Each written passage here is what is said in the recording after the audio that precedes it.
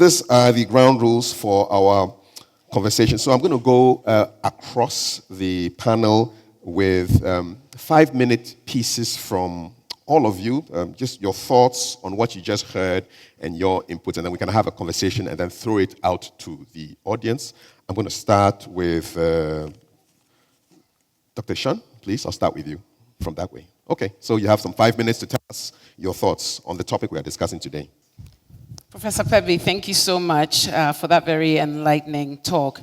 I laughed quite a couple of times. It's a bit of a chuckle. Elizabeth, Mary, and I were trying to recall that the time when we were in Achimota, when we were taking home ec classes, we were wondering what the boys were doing. What were the boys doing? Technical drawing, woodwork, and we were saying nobody ever asked us whether we would like that instead. It was assumed that we would want to cook. And it's not that I don't like to cook, but I know so many guys who can cook really, really well. And it's not that you don't need to be in school before you know how to cook or anything, but that was quite illuminating. I think that, I love the fact that you corrected us on the quote. I came in here thinking that it was nation as well, but hearing that it's family was even more poignant for me, because for me, I think that we've made so many strides. We have come a long way. Just the fact that we're sitting here with you as the keynote speaker is such an indication of how far we've come. But for me, I think that probably the most important thing that we need to consider in getting girl-child education to be where it needs to be is to consider the role of the family, of mums and dads and adults who are in the children's lives. And for this, it's got to be the teachers who teach them, those on the front lines. I'm sure if we were all to look back on our education, we must have had some really awesome teachers, both male and female. But we had some really bad ones as well, right? And we all remember them. As girls, you're looking for the females to give you support. And oftentimes, I must admit, the female teachers were the worst, right? I see some nods across the room, so I'm not the only one. We won't mention any names here, but they were really awful. In fact, sometimes I think that the male teachers were better.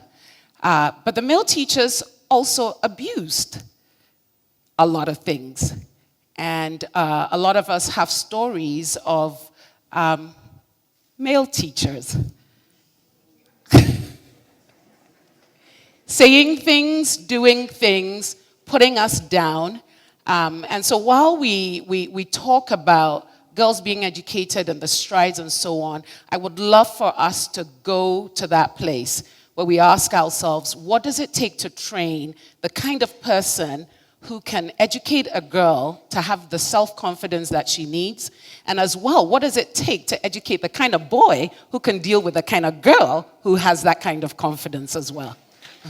Thank you very much, Dr. Ishan. Harold, your 5 minutes on what you heard.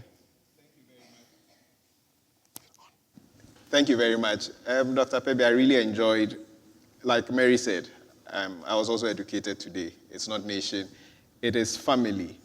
And as Mary was speaking, something came into mind. I'm an engineer, first and foremost. And I grew up with 4 older sisters and a brother. So I ended up being closer to my sisters. And I'm in the same situation now where I have 4 daughters and my wife. And a little boy. So, my life has always been around the girls. And one of the things I do as an engineer, people find weird, is I'm a specialist in menstrual hygiene management. So, menstrual hygiene management. So, I've attended many international conferences on that, and I've traveled around Ghana looking at the challenges that we encounter young girls face in school just because they do not have a place where they can change. And this is not what I was going to talk about, but Mary brought it to mind. as I went around the country and I spoke to girls in junior high school, one thing which comes out consistently, if you are in a school without a toilet, and let me tell you, there are over 10,000 basic schools in Ghana which do not have a toilet. If you are bleeding and you do not have a place to change, you miss 3-4 days of school every month. If a new math topic comes in, a new science topic, you drop out of school. This is in Ghana. I carried out the study in 2014. Nothing much has changed as we speak. And as I go around the country and you talk to girls who are in junior high school and they miss classes, one thing that comes out all the time from their female teachers, look at you. Now you are growing up. You started developing breasts. You are chasing men, so you don't come to school. Here in every region, in the rural areas in Ghana. Where are we going? So you look at the statistics, why girls, basic school, there's parity. You get to the junior high school and they begin to drop, the girls begin to reduce. We don't have detailed statistics on that, but I went to 2 schools in Yendi. In the primary school, girls, boys, almost 50-50. In one school where the girls have a toilet, they outnumber the boys in the junior high school by almost 2-1. And in the school where there's no toilet, there are almost no girls in junior high school. Thank you very much. And now to Mrs. Betu. I'm sure your school has enough toilets. I'm sure of that. Give us your 5 minutes of what you've heard so far. Okay, I will make my remarks from a different perspective. And I'm going to stick more to the statement that Agri made. It's instructive to know that he made that statement partly in support of an argument that he was making to Governor Gagisberg to make Achimota co-educational because of the potential that he saw in girls. And he was thinking of those times where there had been technological exploits made by women. There was Sarah Mather in 1845 who discovered and invented the submarine telescope and lamp. There was Margaret Hodkins who invented the car heater. Mary Anderson who invented the windshield wiper in 1903. And Mary Curry who won the Nobel Peace Prize in the same year for her outstanding work in radiation. So the education he was talking about or thinking about was largely formal. And he felt that if girls were given the opportunity, they could stand toe-to-toe with their male counterparts. And he was also thinking of the kind of education that would help them to think critically, formulate concepts, and inform their personal responses to a variety of issues. And for the boys whom he described as individuals, they are a stark reminder of the self-seeking interest of the male species and their tendency to dominate. The women whom he described as, and as Professor Perby educated us as educating a family, he was thinking more of their roles in the family and the lives they touched by extension. And he also, I also was thinking of the fact that when you educate a girl, the inherent qualities that women possess, the girl becomes a woman, the inherent qualities of compassion, of strength, of character, of patience, all help to, they extend beyond her own immediate values because she expresses them in her home, in society, in the world at large, and the education she receives sharpens those qualities, and the impact is far-reaching beyond her home. It touches lives in the community, the society, and her nation. Women form about 53% of the world's global population. And so if you educate women, you are educating the majority of your people. And they are often the first primary caregivers. We've got women, mothers, nannies, grandmothers who touch the lives of the children at their very early stages, and the impact is felt way beyond that. They are also agents of development when they receive an education. A woman gets educated, she has knowledge, it empowers her, she's able to make decisions that stand her family in good stead. It's also said, in Swaziland, there was a study made, and 2/3 of the girls who received an education did not get HIV. 2/3 of those who were out of school all got HIV. The case is the same in countries like Uganda and Zambia. So education and the education of the girl who becomes a woman is extremely powerful. Right. It transcends beyond her family, and it actually touches her nation in profound ways. Okay. Right. So I think he was before his time. He was a visionary. And that saying, that statement he made as far back as then holds true even today, a century later. All right. Well, thank you very much. Yes. So we've heard from two CEOs of schools. We've heard from an engineer. Now let's hear from a gentleman who used to be responsible for education. Ambassador Spiogabra, your 5 minutes to just give us your initial thoughts on what you've heard so far. Is it on now? Yep. Yeah, it's on. to the organizers, to all of us who've been able to show up here, and of course to my, my sister. I was going to say younger sister, but you have to be 1 year older than I am. I could swear Professor Pebi for her very elaborate and detailed rendition of the historical context. But quite clearly, the subject we are discussing has a historical context. It also has a geographic context in terms of what happens in different countries. It has the statistical context, some of which you've been referring to, and it also has a context relative to time in terms of the current environment in which we live, and whether the facts of the past actually are still relevant today, as I believe you are suggesting. I think that, again, when we talk about education, we need to agree on what kind of education we're talking about. The Agri statement was specific to academic and formal education, but educating an individual through educating a man or educating a family, or indeed, Hillary Clinton used to say, educate a village. If you educate a woman, you educate a village. Now it became nation. And if you're not careful, it become a continent one of these days, the way we are going about it. But I must also confess that although I also come from a family with 7 sisters, and therefore I'm also very gender sensitive, my gender sensitivity has not risen to a level of menstrual cycle management. I don't have any expertise in that area.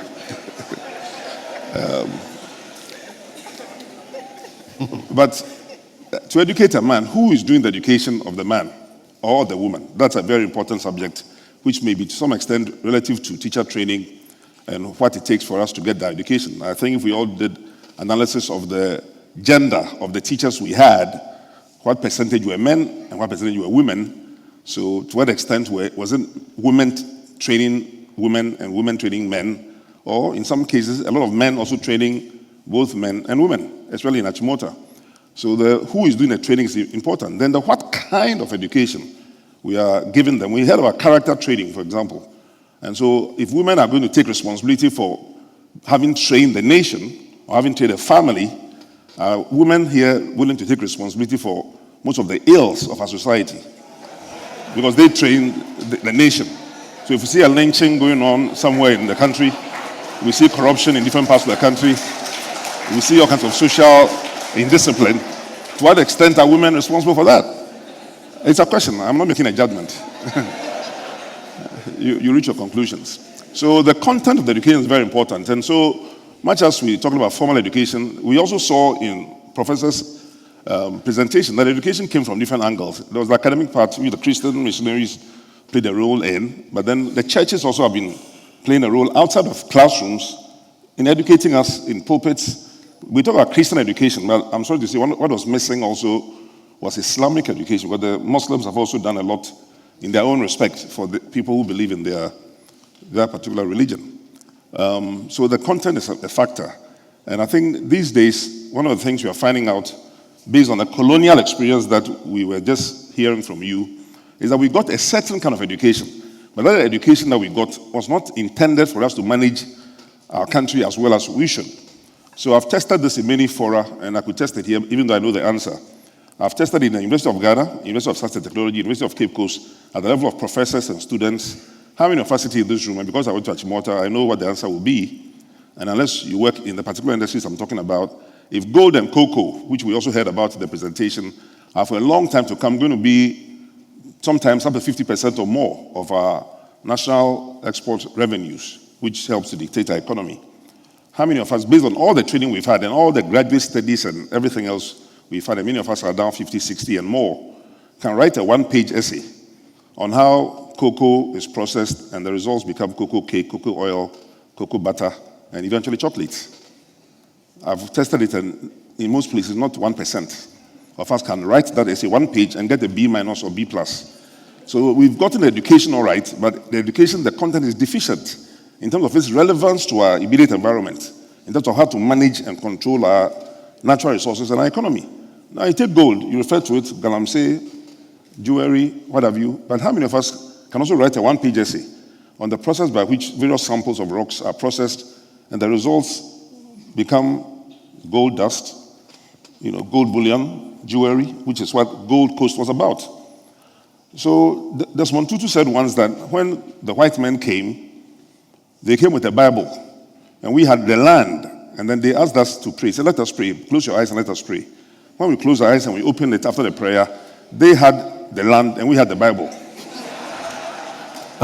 So through that process, we have dislocated ourselves in terms of our national agenda, our national capacity to manage. Here, of course, there's J.B. Dakwa and Ifeanamu and other very important people comes to mind, that we need a revolution in the thinking in our educational system. And all of us here who belong to various year groups, especially for Achimotans, are doing a lot to help with the physical infrastructure of our schools in terms of building maybe science blocks or providing books and IT equipment, building a dining hall, helping to repair the school clock, swimming pool, etc. But we have done very little to get into the minds of our students, the next generation, to ensure that the kind of next generation student that we get, whether it's a man or a woman, has the content that actually helps to build the nation that we are talking about. And this is where an organization that I've been associated with, the Africa Business Center for Developing Education, went to Achimota just in the last month to hold a mentorship program for more than 500 students. And we are inviting as many former students of Achimota or any other school in Ghana as possible to begin to see how do we download to our next generation the knowledge that is here in this room and elsewhere, pharmaceutical knowledge, banking, dentistry, architecture, and all the things that we've studied, which, with all due respect to our classroom teachers, they teach good geography, good music, maths, physics, but they've never worked at the State Insurance Corporation, will never work at Bank of Ghana, will never work at Cocoa Board, have no knowledge of what happens in Talo or in Nestle or in many other institutions where the students that are graduating actually are headed to work. So there's a big gap between what we are teaching students in the classroom, what the real world is asking for, and we need to bridge that gap.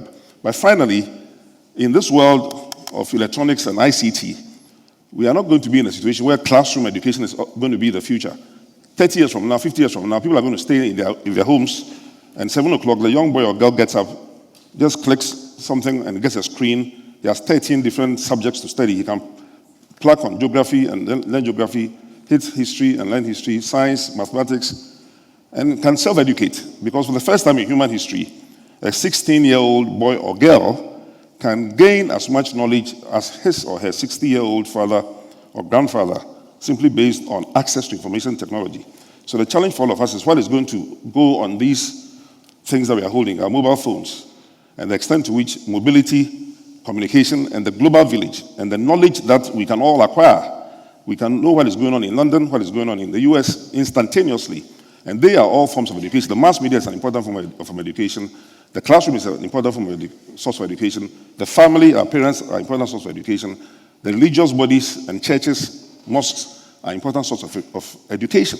And so I think when we're talking about this subject, we should look at it in a somewhat broader context, beyond the agri formulation, so that for us in 2017 in Ghana, education will not just be what we get in our secondary schools or primary schools, but what we may get from all these different strands of knowledge and sources, and how this helps us to manage our economy and to push it further. So the ladies, if you take responsibility for the ills of our society, then you have educated a nation. Thank you very much. Thank you very much. In school, what's the situation at GIS, at your school? At GIS, both boys and girls are learning the same thing. Can you hear me? Am I on? Yes. Okay. So both boys and girls are learning the same thing.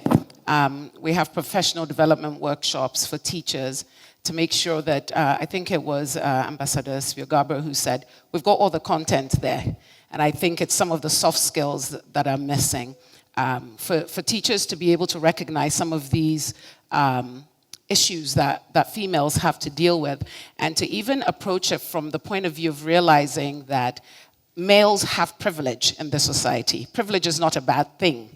It's what you do with that privilege. So if males have that privilege, how do we teach them to allow girls to walk into that privilege? And how do we teach girls to have that confidence to walk into that privilege when it is presented before them?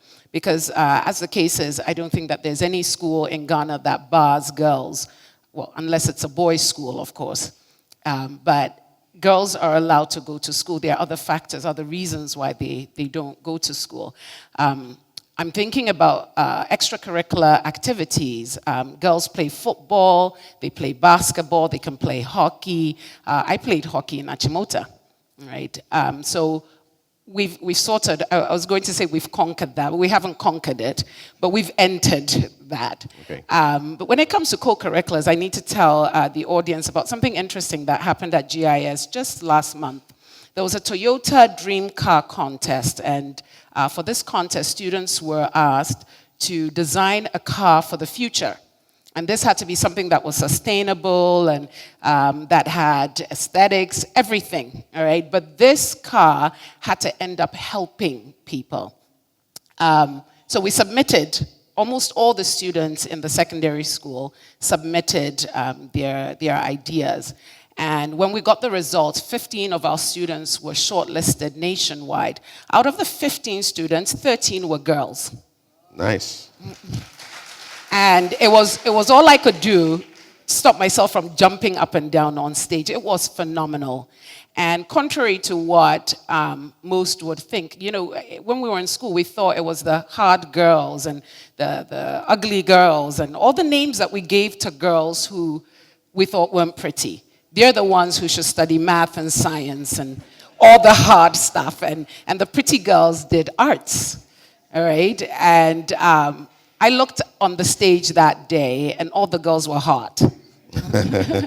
And so 13 girls, 2 boys, and I made a huge deal about it and reminded them that they could do anything they put their minds to. And for the boys to realize that they could write poetry as well. All right, and that was not a girly thing. You can actually get a girl by writing good poetry. And of course, the boys loved hearing that. But it was important to me as a school head for them both, the 2 groups, the girls and the boys, to see me as the school head saying it's okay. And I expect it. Not only is it okay, I expect this in my school. And so the teachers who are there, and I know that the teachers supported them throughout this whole process, the teachers know what I expect as well and what I stand for. And so with that, we're building a really good group of adults at school who can support these girls and boys along this path to gender equality. Okay. Thank you very much, Dr. Sean. Mrs. Beatty, so content issues, critical.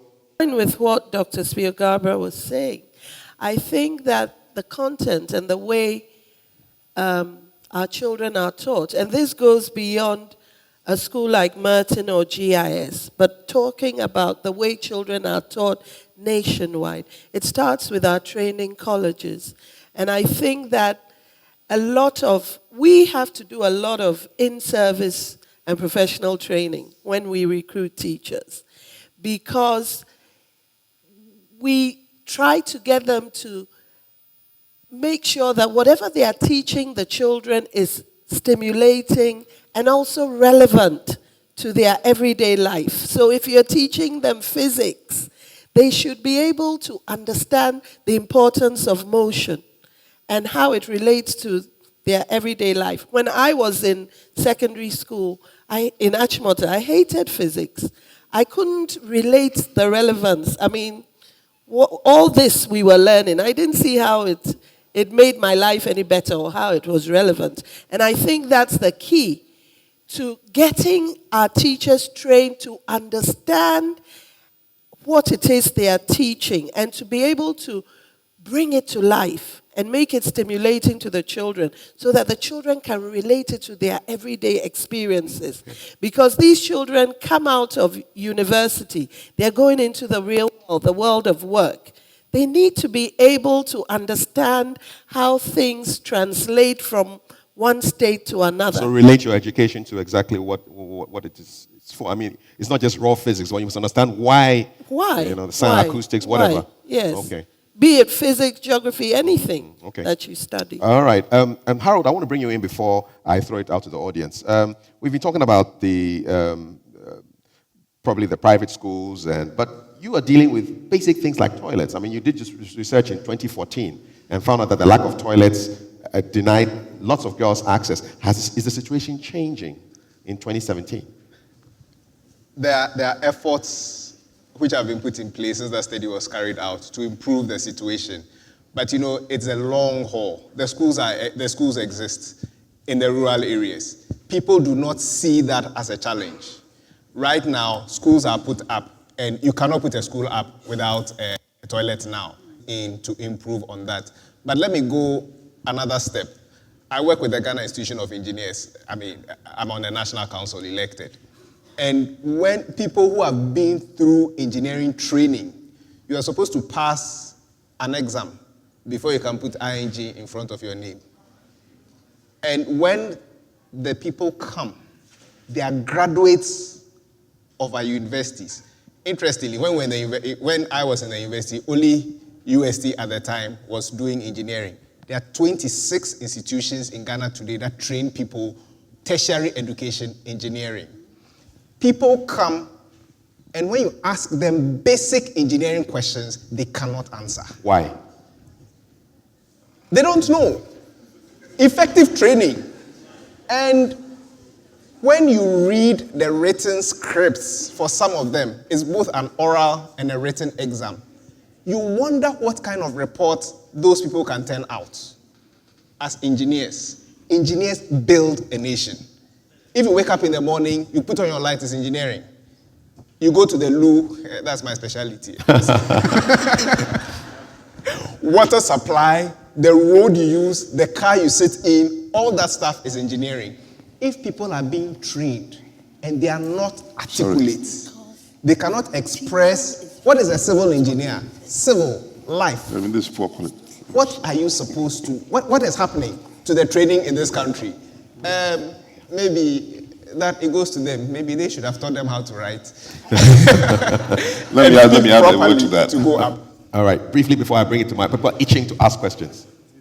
Point about the quality of education in general, with regards especially to the new institutions that have been licensed by the accreditation board, right? Mostly privately run institutions, but which invariably are affiliated to the well-established institutions. So almost all these institutions you're talking about, in theory, are colleges affiliated, I believe, to the University of Science and Technology, which is where science education is.